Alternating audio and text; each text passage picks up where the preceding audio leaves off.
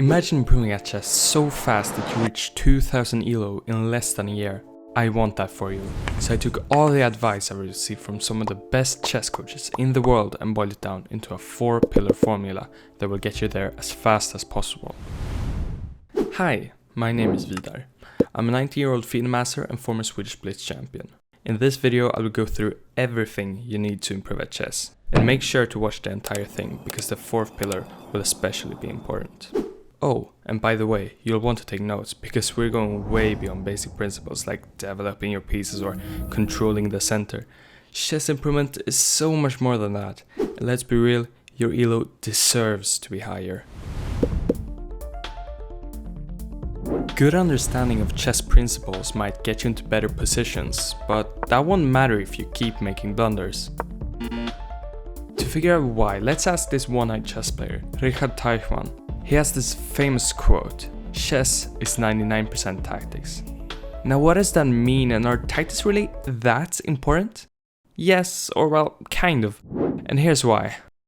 Tactics are what actually decide games. You can have the best positional understanding in the world, but if you hang a piece, none of that matters. You can outplay your opponent for 30 moves, but if you miss a simple checkmate in one, game over. So that means positional understanding is optional, right? Wait, slow down, that's not what I mean. Positional understanding is essential, but it works with tactics, not instead of them. Think of it like this. Imagine chess was a war. Positional play would be the strategy, like setting up your forces for an attack. Tactics though, they are the battles. Going into them will be advantageous if your troops are already strategically placed. Just like how in chess, positionally outmaneuvering your opponent will provide you with tactical opportunities. When it comes to improving at tactics, there are 3 different methods. First off, puzzles. This is the most obvious way to train tactics. Chess.com, lichess, chess tempo, you name it. Now the golden rule when it comes to solving puzzles is to not move until you are 100% certain of the answer. Most blunders come from rushing, so slow down and try to visualize everything before you move. The second way to improve at tactics is by solving studies. These aren't your typical puzzles. Studies are composed positions and you can kind of think of them as chess artworks. Unlike normal puzzles where you rely on familiar patterns, studies force you to think outside the box and calculate deeply. If you struggle with calculation, this is the training you need. It sharpens your visualization skills and teaches you to find resources even in what might seem like hopeless positions. Oh, and then there's a third way of training tactics. The woodpecker method. Invented by 2 Swedish grandmasters, this method is all about repetition. Instead of solving new puzzles every day, it works like this. First, solve a big set of puzzles like 500 to 1000. Then, solve them again, and again, and yet again. Each time you go through them, you'll solve them faster and faster. And it's not about memorizing the solutions, but rather about repeatedly recognizing the same patterns over and over again. This is exactly how the co-inventor of the method, Axel Smith, used to go from 2100 as a 20-year-old to a grandmaster in just a few years. If he did, so can you. But not without knowing the thing we're going to talk about next. The importance of evaluation. I want you to look at this. It looks like white just grabbed a free pawn, but there's a problem. The king is weak.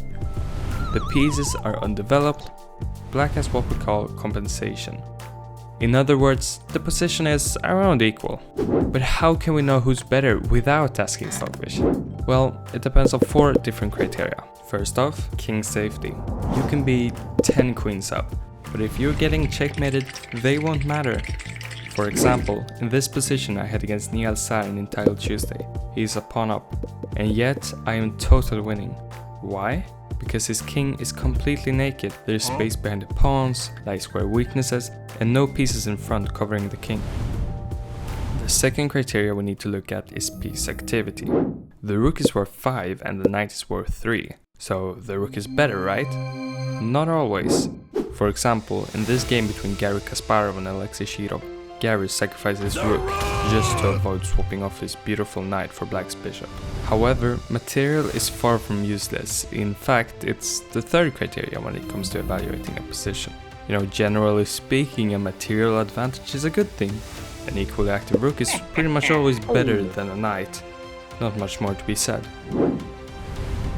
The fourth criteria to take into account are all the smaller positional imbalances, like a better pawn structure or a space advantage. If you want, I could make a video explaining this further, but for now, let's take a look at the third pillar of this video, the process of calculation. When calculating, you can't just visualize every single possibility that can occur after each possible move, then you'll be left with millions of options. You need to narrow it down, but the question is how? Where do you start looking? Well, I'm here to answer that. It all comes down to a three-step process. First, we need to identify if there are any checks.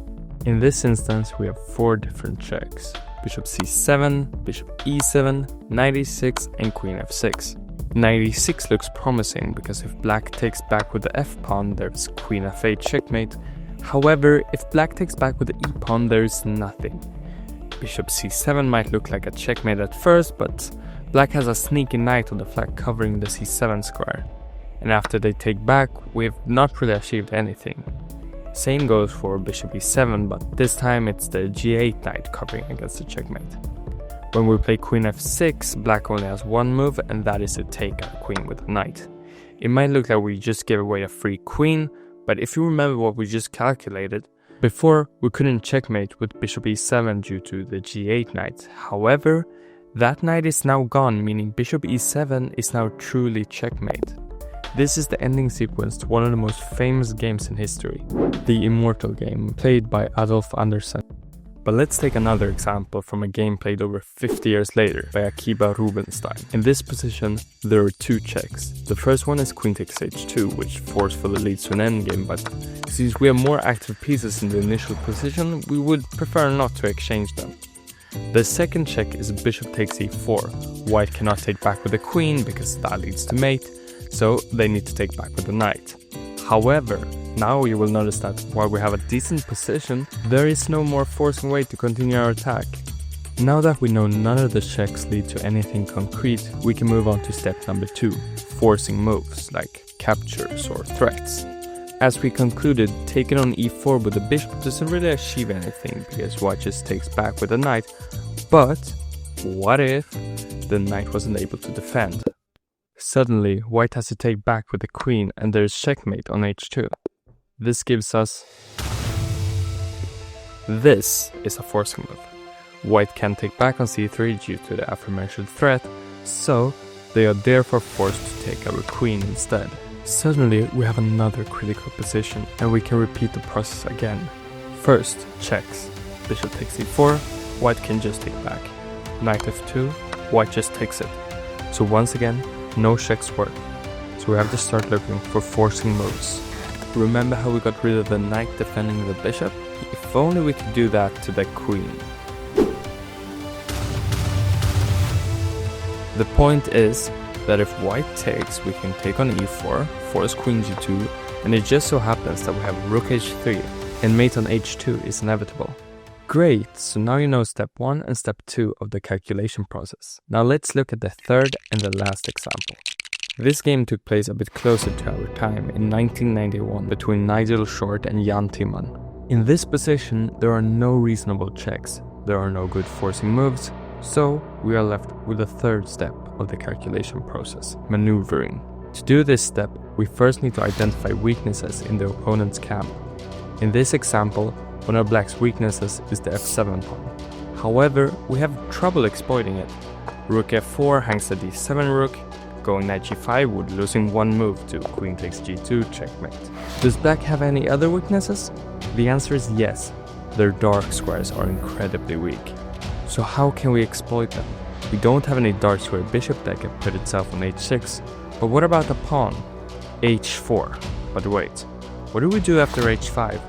Now it's time to look at what piece can be improved. The queen is already at its ideal square. The rooks should ideally be doubled on the 7th rank, but that's not really achievable. The knight isn't amazing, but it can't move due to the threat of queen takes g2. This leaves us only one piece.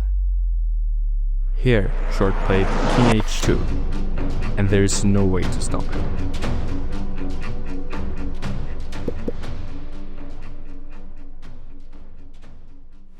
this video goes according to plan, I bet you feel a sudden urge to just lock in and study chess right now. However, the truth is, you'll only keep this sudden burst of motivation for a couple of days or weeks at best. I once had a coach tell me, surround yourself with chess players that are ambitious and want to improve, because we as humans adapt to our surroundings. This completely changed my outlook on productivity and learning, not just in chess but in life. I mean, think about it, if you hang out with 5 people who don't care about their health, you'll likely become the 6th. But if you surround yourself with people who train every day, you'd find yourself at a gym without even thinking about it. Now imagine if you had 10 chess playing friends at the same level as you and you all wanted to improve together. The results would be noticeable instantly. It's for this reason I created a digital chess community called the Chess University. It's a brand new Discord server where you can hang out, analyze games, play in tournaments, but most importantly, I'll be holding weekly interactive group lessons where I'll be teaching valuable concepts like the ones in this video. To ensure the community is filled with truly ambitious players while also keeping it accessible, I've set the basic monthly membership at 19 euros a month. To put that into perspective, you're getting 6 hours worth of interactive lessons each month for half the price most coaches charge for a single session. And that's without even considering all the other benefits of joining the Chess University. And if you want more exclusive coaching, there are also 2 higher tiers, the Knight and the King tier. I recommend you to check out the link in the description or pinned comment, and it will take you to Patreon where you can read more about the various tiers and how to join the server. Depending on how well this video performs, we might start off with just a handful of students, which means you'll essentially be getting private tutoring and direct access to me for a fraction of the cost. On the other hand, if this video just takes off, we'll have a vibrant, high-energy community from day one. Either way, you're putting yourself in a great learning environment. If you like this video, please leave a like and subscribe. It helps me immensely as a young creator trying to build the best educational chess community out there. Thanks for watching, and I'll see you in the next one.